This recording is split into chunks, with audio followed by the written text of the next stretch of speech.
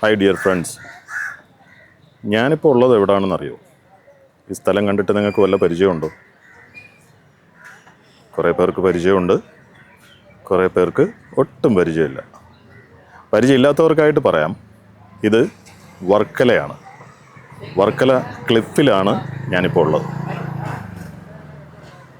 ഇവിടെ ഇടയ്ക്കിടയ്ക്ക് ഞാൻ വരാറുണ്ട്. കേരളത്തിലെ മനോഹരമായ ബീച്ചുകളിൽ എനിക്ക് വളരെയധികം ഇഷ്ടപ്പെട്ട ഒരു ബീച്ചാണ് ഈ വർക്കല ബീച്ച്.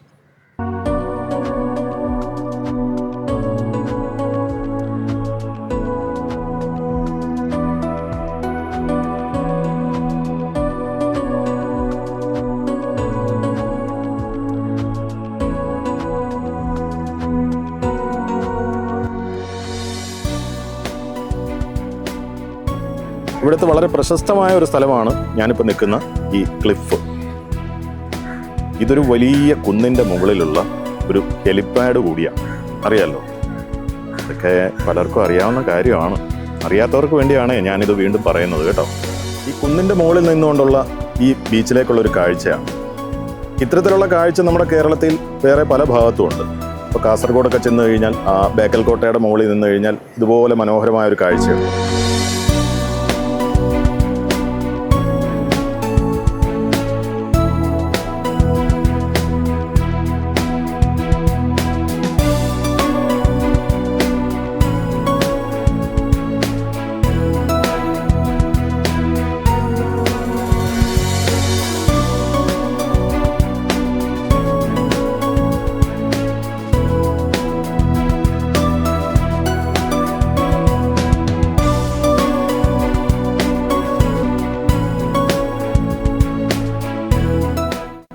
വർക്കല എന്ന് പറയുന്നത് തീർച്ചയായിട്ടും അതിമനോഹരമായ ഒരു സ്ഥലമാണ്.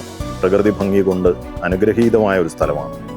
എന്നാൽ ഇത്ര മനോഹരമായ ഈ വർക്കലയിൽ നമ്മളെ ഭയപ്പെടുത്തുന്ന ചില കാഴ്ചകൾ കൂടിയുണ്ട് ഇവിടെ.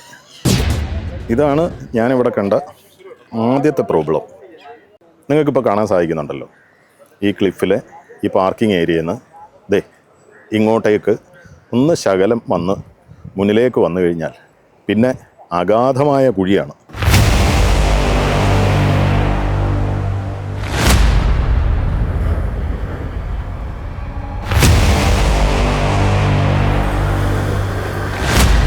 ഇവിടെയുള്ള അപകടം എന്താണ്? ഇവിടെ നിൽക്കുന്ന ആൾക്കാർ രാത്രിയിലോ അല്ലെങ്കിൽ പകലാണെങ്കിലും ശരി തന്നെ അവരറിയാതെ, പ്രത്യേകിച്ച് കൊച്ചു കുഞ്ഞുങ്ങളൊക്കെ നമ്മുടെ കണ്ണ് വെട്ടി ചോടി നടക്കുന്ന സ്വഭാവക്കാരാണ് ഈ കുട്ടികൾ. അവരങ്ങോട്ടേക്കെങ്ങാനും ഒന്ന് ചാടി ഇറങ്ങി പോയി കഴിഞ്ഞാൽ അയ്യോ, ബാക്കി കാര്യം എനിക്ക് പറയാൻ പറ്റുന്നില്ല. അത്രത്തോളം ഭയം എനിക്കുണ്ട്. ഇവിടെ ഒരു ബാരിക്കേഡ് പോലെ, അതായത് ഒരു വേലിക്കെട്ട് പോലെ ഒരു സംഭവം ഉണ്ടായിരുന്നു. പക്ഷേ അതാരൊക്കെയോ പൊളിച്ചു കളഞ്ഞു. ഇത് അധികൃതരെ മാത്രം കുറ്റം പറഞ്ഞുകൊണ്ട് കാര്യമില്ല. ഉപയോഗിക്കുന്ന നമ്മളെപ്പോലെയുള്ള ജനങ്ങൾ, അല്ലെ കാഴ്ചക്കാരാകാൻ വേണ്ടി വരുന്ന നമ്മളെപ്പോലെയുള്ള ആൾക്കാരാണ് പ്രധാനമായും ഇത് ഇങ്ങനെയൊക്കെ ആക്കുന്നത്, തകർത്ത് കളയുന്നത്. എന്നാൽ അതിന് മറ്റൊരു കാരണം കൂടിയുണ്ട്. ഇവിടെ ഉപയോഗിക്കുന്ന മെറ്റീരിയലിൻ്റെ പ്രശ്നങ്ങൾ. പ്രത്യേകിച്ച് ഈ ഉപ്പുകാറ്റ് ഏൽക്കുന്ന സ്ഥലങ്ങളിൽ ഇരുമ്പൊക്കെ അധികം ഉപയോഗിക്കാതിരിക്കുന്നതാണ് വൃത്തി. നിങ്ങൾക്ക് കാണാൻ പറ്റുന്നുണ്ടല്ലോ, ഇത് നമ്മൾ ആൾക്കാർ നടന്നു പോകുന്ന നടപ്പാതയാണ്. ഇതിൻ്റെ ഒരു സൈഡാണിത്. ഈ സൈഡ് തന്നെ ഇടിഞ്ഞു പൊളിഞ്ഞു കിടക്കുകയാണ്. മുന്നറിയിപ്പ് നൽകുന്ന ബോർഡൊക്കെ ഇവിടെ സ്ഥാപിച്ചിട്ടുണ്ട്. പക്ഷേ എന്നാലും നമ്മളിൽ ചില ആൾക്കാർക്ക് ഒരു കുഴപ്പമുണ്ട്. അവരിനി ആരൊക്കെ എന്തൊക്കെ എഴുതി വെച്ചെന്ന് പറഞ്ഞാലും കേൾക്കില്ല. കണ്ടില്ലേ, ആ എഡ്ജിലാണ് ഒരാൾ തൻ്റെ കൈക്കുഞ്ഞുമായിട്ട് വന്ന് നിൽക്കുന്നത്. നോക്ക്, കണ്ടോ? ഇവിടുന്ന് ജസ്റ്റ് ഇങ്ങോട്ട് ഒരു 5 ഫീറ്റ് പോലും ഇല്ല.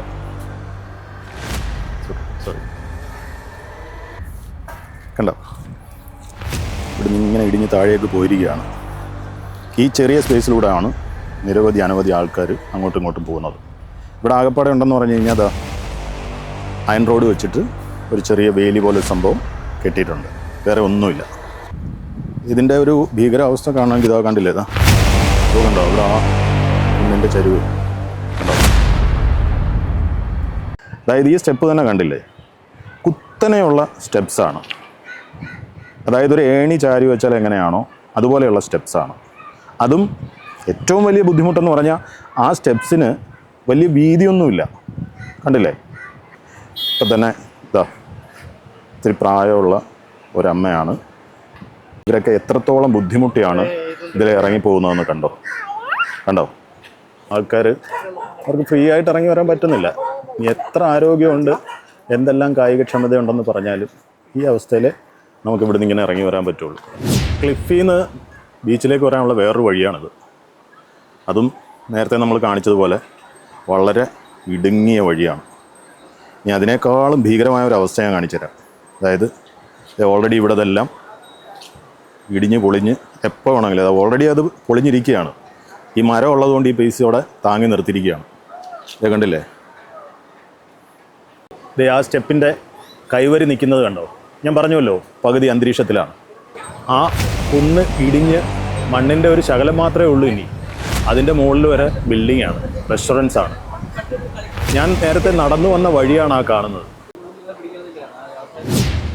ഇനി ഈ സ്റ്റെപ്പ് നമ്മളിങ്ങനെ ഇറങ്ങി വന്നു എന്നിരിക്കട്ടെ, നമ്മൾ വിചാരിക്കും താഴെ വരെ സ്റ്റെപ്പ് ഉണ്ടാവുമെന്ന്. പക്ഷെ ഇതാ ഇവിടെ വന്നു കഴിയുമ്പോൾ ഉണ്ടല്ലോ, ഒരു കിണറിനകത്തേക്കോ കൊക്കയിലേക്കോ വീഴുന്നത് പോലത്തെ ഒരു അവസ്ഥയാണ്. ഇവിടം വരെ ഉള്ളൂ. പിന്നെ മരത്തിൻ്റെ വേരും ഒരു കുഴിയും കല്ലും ഒക്കെയാണ്. ഇങ്ങനെ ആ കുന്നിൻ്റെയും കാടിൻ്റെയും ഒക്കെ മുകളിൽ നിന്നാണ് താഴേക്ക് ഇറങ്ങി വരുന്നത്. മിക്ക കഷ്ടപ്പാടിനും അവസാനം ഒരു സമാധാനം ഉണ്ടാവുമെന്നാണല്ലോ പൊതുവെ പറയപ്പെടുന്നത്. അതുതന്നെയാണ് ഇവിടെയും സംഭവിക്കുന്നത്. അതായത് ഇത്രയും ദുർഘടമായ വഴിയിലൂടെയൊക്കെ ഇങ്ങോട്ട് വരുമ്പോൾ അതിമനോഹരമായ ബീച്ച്.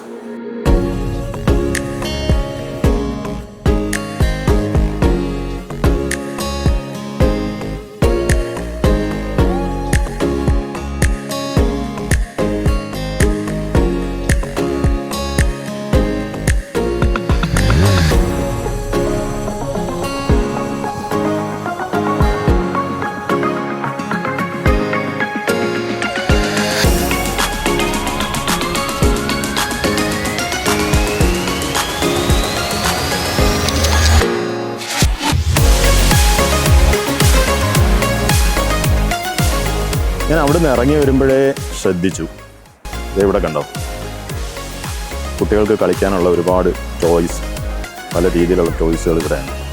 ഞാൻ മുമ്പ് ഇവിടെ വരുമ്പോൾ ഇവരെ കാണാറുണ്ട്. എനിക്കിവിടെ 1-2 ഫ്രണ്ട്സ് ഉണ്ട്, കൊച്ചു കുട്ടികളായിട്ടുള്ള. എനിക്ക് തോന്നുന്നു അതിൽ ഒരു കക്ഷിയാണോ അതോ ഇല്ല നിൽക്കുന്നതെന്ന് എനിക്ക് തോന്നുന്നു. ആ ബ്ലൂ ടീഷർട്ട് കണ്ടോ. ഇവിടെ വേറൊരു മഹാൻ ഈ വെയിലോ ഈ പ്രശ്നങ്ങളോ ഒന്നും അവന് ഒരു പ്രശ്നമല്ല എന്ന രീതിയിൽ ഇതാ ഇവിടെ ഇരുന്ന് കളിക്കുന്നുണ്ട്. കണ്ടോ, നല്ല വെയിലുണ്ട് ഇപ്പോൾ. വെയിലെന്ന് പറയുമ്പോൾ നല്ല ചൂടുള്ള വെയിൽ. പക്ഷേ ആ കുഞ്ഞുങ്ങൾക്കൊന്നും അതൊരു വിഷയമേ അല്ല. അവനിവിടെ എന്ത് നടക്കുന്നു, ആര് വരുന്നു പോകുന്നു, ഇതൊന്നും അവൻ ശ്രദ്ധിക്കുന്നേ ഇല്ല. വെയിലായിക്കോട്ടെ, മഴയായിക്കോട്ടെ, തണുപ്പായിക്കോട്ടെ, നമ്മളത് സ്ഥിരം അനുഭവിക്കേണ്ടുന്ന ഒരു സാഹചര്യത്തിലേക്ക് എത്തിപ്പെട്ടാൽ പിന്നെ മഴയും വെയിലും ചൂടും തണുപ്പും ഒന്നും ഒരു പ്രശ്നമേ അല്ല. പട്ടിണി പോലും ഒരു പ്രശ്നമേ അല്ല.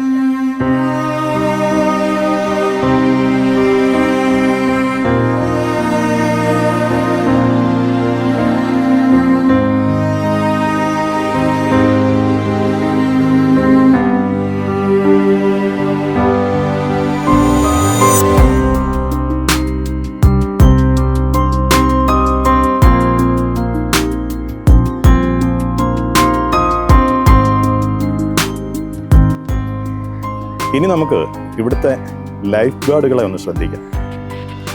അവർക്കും കുറേയേറെ വിഷമങ്ങളുണ്ട്, ബുദ്ധിമുട്ടുകളുണ്ട്. ഇതിനു മുമ്പ് ഇവിടെ വരുന്ന സമയത്ത് ഇവിടെയുള്ള 1-2 സുഹൃത്തുക്കളായിട്ടുള്ള ലൈഫ് ഗാർഡുകൾ അവരെന്നോട് ചില കാര്യങ്ങൾ പറയും. അവരെ ഞാൻ ഇവിടെ വെച്ച് കണ്ടു. ഇപ്പോൾ അവർക്ക് പറയാനുള്ളതും കൂടെ കേൾക്കാം.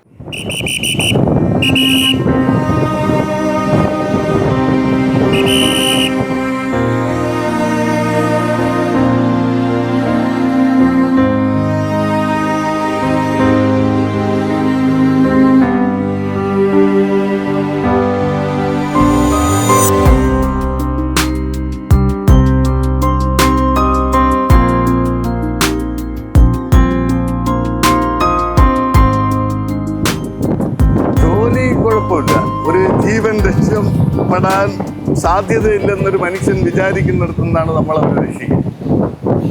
പിന്നെ അതിനു വേണ്ടിയിട്ടുള്ള സാധനങ്ങളൊന്നും സർക്കാർ സമയത്ത് തരുന്നത്.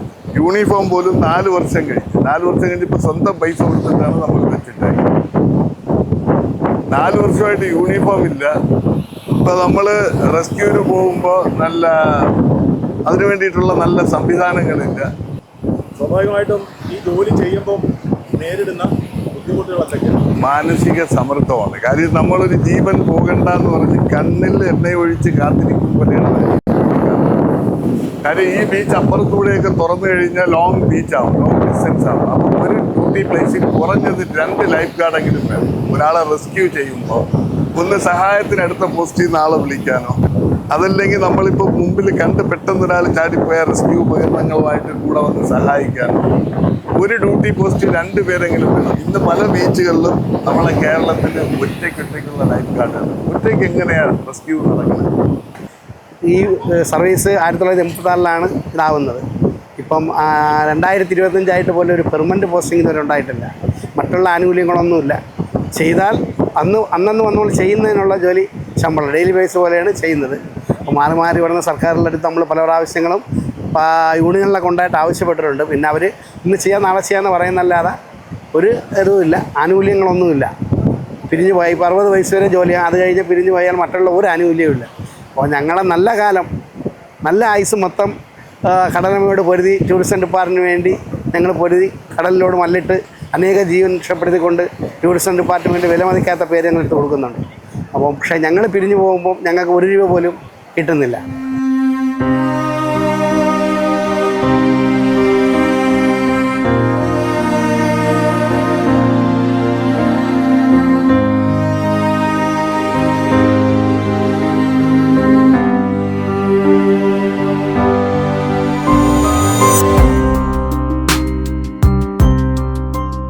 സാറെന്താ ഉദ്ദേശിക്കണേ? അതായത് ഇത് സൂര്യൻ ഉദിച്ച മുതൽ സൂര്യൻ അസ്തമിക്കണം 2-3 പ്രാവശ്യം സൂര്യാഘാതം ഏറ്റിട്ടുണ്ട് ശരീരം. സൂര്യാഘാതം ഏൽക്കണമെങ്കിൽ എത്രത്തോളം സൂര്യന്റെ ചൂടിലാണ് ഇരിക്കുന്നത്. ഓപ്പൺ ബീച്ചാണ്, തുറന്ന പ്രദേശവും. അത്ര ഹാർഡ് വർക്കാണ്, ഇല്ല ഈസി ഒന്നുമല്ല. ആ സമയത്തൊക്കെ ഇത് കളഞ്ഞിട്ട് പോകണമെന്നൊരു ചിന്ത വന്നിട്ടുണ്ട്? ഇല്ലല്ലേ, നമുക്ക് ജീവിക്കണ്ടേ, ഒരു തൊഴിൽ വേണമല്ലോ.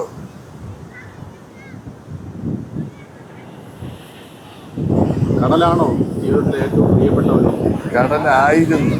കാര്യം ആണോന്ന് ചോദിച്ചാൽ ആയിരുന്നു. എൻ്റെ കുഞ്ഞുനാളിൽ എൻ്റെ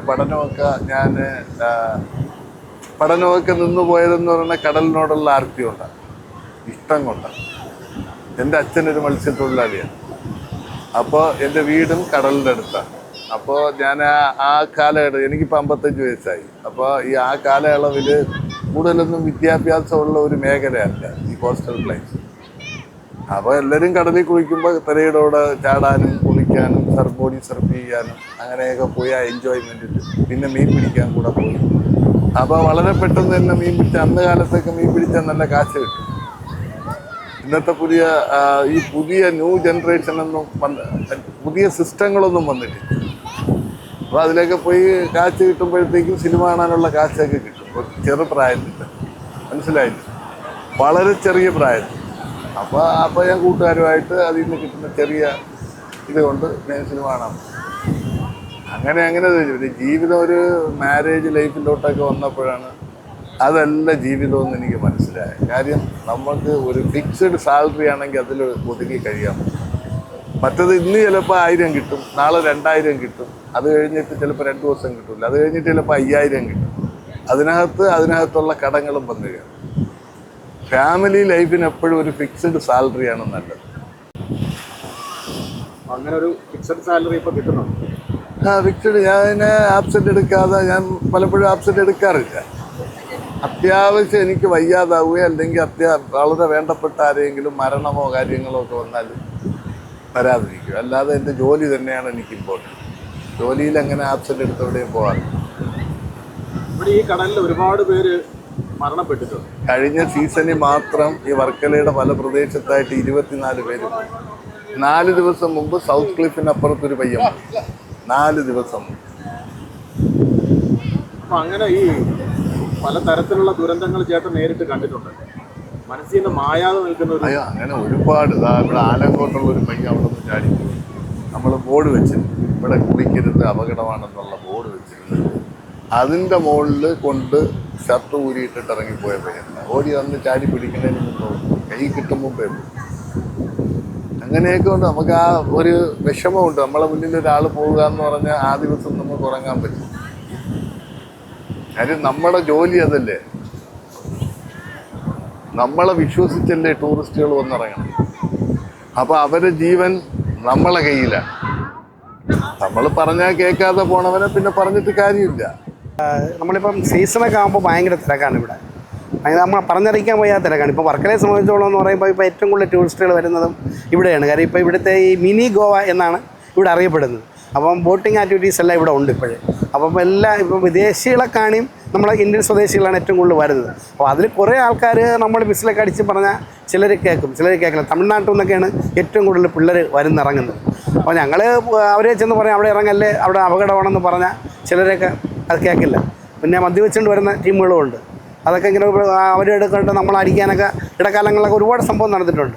പിന്നെ പോലീസിൻ്റെ സഹായങ്ങൾ തേടി ആയിട്ടാണ് നമ്മൾ വീഴുന്നത്. മറ്റു വിദേശികളെ സംബന്ധിച്ചോളം നമ്മളൊരു പറഞ്ഞാൽ മതി അവിടെ പോകില്ലെന്ന് പറഞ്ഞാൽ കൃത്യമായിട്ട് അവരത് അനുസരിക്കുകയും ആ സ്ഥലത്ത് പോകാൻ നമ്മൾ പറയുന്നത് എന്താണെന്ന് അനുസരിച്ച് കേൾക്കുകയും ചെയ്യും. പക്ഷേ നമ്മളെ ആൾക്കാരാണ് മാക്സിമം ഒരു 70% ആൾക്കാരും അംഗീകരിക്കും, 30% ആൾക്കാരത് അംഗീകരിക്കാൻ തയ്യാറല്ല.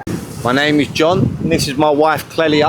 We're from London, UK, England. We live by the Arsenal ground, which is a famous football club. We've come to Varkala. We're travelling around India. We've been to Delhi. We've been to Trivandrum. We're now in Varkala. It's a beautiful place. It's a beautiful country. The people are beautiful. The food is beautiful. Safe. The lifeguards are very good. Keep an eye on you. Keep you safe. If it's too rough, they don't let you go in. They tell you where the rocks are. We don't really swim in the sea in You our don't country. swim, and you don't really get a lot of lifeguards in our country on the sea. They don't have them. Don't swim on the sea. Only very busy spots in the UK that you'll have lifeguard, but the rest there's no lifeguard. But yeah, it's very safe here. The people are very, very nice. Everyone's very kind. Yeah, it's a beautiful place, and I suggest come to India.